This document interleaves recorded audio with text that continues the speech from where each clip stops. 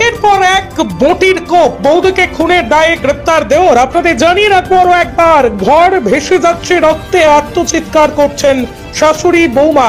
একের পর এক বটির কোপ, বৌদিকে খুনের দায়ে গ্রেপ্তার দেওর। তাদের সামনেই হাতে মাখা বটি, রক্ত মাখা তাতে দাঁড়িয়ে রয়েছে বাড়ির ছোট ছেলে। কিছুক্ষণের মধ্যেই মৃত্যু হয় বৌমার। বৌদিকে কুপিয়ে খুনের অভিযোগে গ্রেপ্তার দেওর। শনিবার সাত সকালে এই ঘটনায় ব্যাপক চাঞ্চল্য ছড়ায় দুর্গাপুরের নিউ টাউনশিপ থানার কালীগঞ্জ এলাকায়।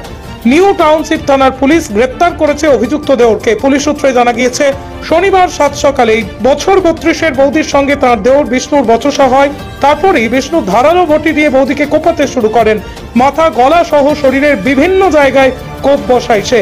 রক্তে ভেসে যায় ঘরের মেঝে। শাশুড়ি এবং পুত্রবধূ চিৎকার শুরু করেন। তাদের আত্মচিৎকার প্রতিবেশীদের কানে পৌঁছয়। শীতের ঘোর কাটিয়ে ওই বাড়িতে দৌড়ে আসে প্রায় গোটা পাড়ার লোক। ঘরের ভিতরে দৃশ্য দেখে চক্ষু চড়ক গাছ হয়ে যায় পাড়ার লোকেরা। খবর দেওয়া হয় নিউ টাউনশিপ থানায়। নিউ টাউনশিপ থানার এসিপি সুবীর রায় বলেন, অভিযুক্ত বিষ্ণু রুই দাসকে আমরা ঘটনাস্থল থেকে গ্রেপ্তার করেছি। প্রাথমিক অনুমান পারিবারিক বিবাদের জেরে এই ঘটনা, তবে এই খুনের পিছনে অন্য কোনো কারণ রয়েছে কিনা ঠিক জানি না।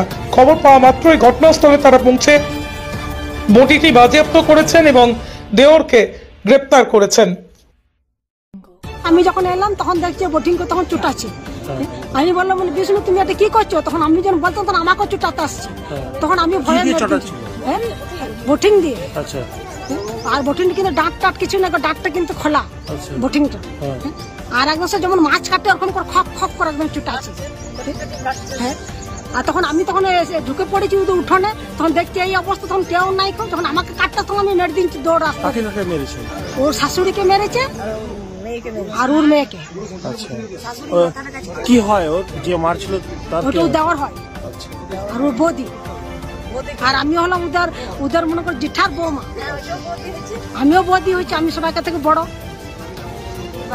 কি চাইছেন এখন? কি চাইছি? ও সারা জীবন যেন জেলেই যেন থাকে। হ্যাঁ, তো কোন বিশ্বাস আমাদেরকেও কাটবাং নাই, ওর জন্য না ছাড় জন্য না পাই, পুরো ফাঁসি হোক। ফাঁসি দিন দাও। আমার নাম বেহুলা রুই দাস। সেরকম সম্পর্ক কারোর সঙ্গে ছিল না, একাই ঠিক মতো থাকতো। কত বয়স হয়েছে ছেলেটার? মোটামুটি 25 এরকম হবে। কি হলো সকালে? কি জানলেন?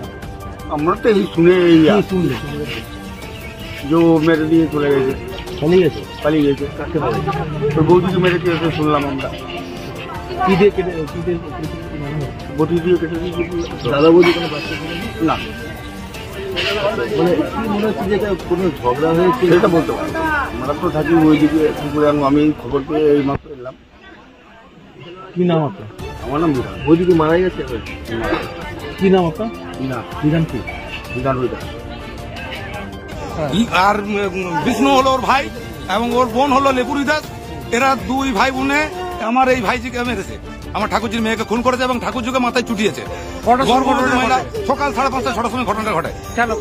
কি কারণ বলতে ওর দাদা বলতে পারবে এবং আমার ঠাকুরজি বাড়িতে আছে, ঠাকুরজি বলতে পারবে। এখন হসপিটাল নিয়ে যায়নি, এখন হসপিটাল নিয়ে যাবো। যে মেরেছে তার নাম বিষ্ণু রুই দাস। সে কে হয়? এই আমাদের জামাই ভাই হয়, মানে বামের ভাই বিষ্ণু। বিষ্ণু মেরেছে নিজের বৌদিকে মেরেছে। হ্যাঁ, নিজের বৌদিকে মেরেছে এবং বৌদির মাকে শুধু মাথায় কুপিয়েছে বটি দিয়ে। কি চাইছেন এখন আপনি? এখন চাইছি ওর উপযুক্ত শাসা ওর বোনের এবং ওর বিষ্ণুর যেন যাবতীয় জেল হয়, যেন এই এলাকা ছাড়া হয়ে যায়। আমরা এই জিনিস দেখতে যাই না কেন? আমি সকাল 8টা থেকে ছিলাম, আমাকে বটি দিয়ে মারতেছিল। আমি এক জায়গায় কাজ করি, সেখান থেকে আমি খবর পেয়ে যখন আসি তখন বটি হাতে ছিল। আমি জিজ্ঞেস করতে হলে আমাকে বটি দিতে মারতেছে। হ্যাঁ, বটি দিয়ে। এখন কালীগঞ্জ পুলিশকে দিয়ে এখন অ্যারেস্ট করানো হলো। আমরা 3 জন গেছিলাম। আমার নাম অরবিন্দ রুই দাস। আমার ঠাকুরজি হয়, ঠাকুরজির মেয়ে জামাই।